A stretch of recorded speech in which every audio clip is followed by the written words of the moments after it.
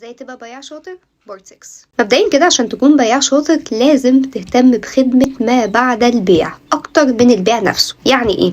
انا دايما بقول ان اللي بيميز شخص السيلز اللي هو بتاع المبيعات العادي عن شخص العلاقات العامة اللي هو البي ار اللي دايما بنسمع عنه، ان بتاع السيلز بيهتم او اغلبيتهم بيهتموا ب ازاي ان هم يبيعوا لك المنتج ده دلوقتي. يعني انا مثلا لو معايا 10 اقلام من دول ازاي ابيعهم واخلص منهم.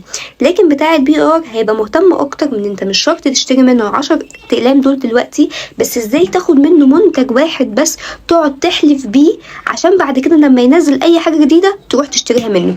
فهو ده بقى اللي بيهتم بخدمه ما بعد البيع. ما تهتمش انك تبيع دلوقتي فتبيع حاجات مغشوشه، تبيع حاجات مش اصليه، تبيع حاجات الكواليتي بتاعتها مش قد كده، تبيع حاجات هتبوظ مع الوقت. اهتم قوي قوي قوي قوي بجودة الشغل اللي انت بتعمله، عشان بعد ما تبيع لو الناس فعلا لقت ان انت جودة شغلك كويسة، حتى لو اشتروا منك حاجة واحدة او حاجتين هيبدأوا ان هم يجولك تاني. عشان كده دايما بنقول ما تختارش الحاجات الرديئة اللي في السوق ان انت تبيعها حتى لو بسعر قليل، حتى لو الناس عايزة السعر ده وهتكسب منها.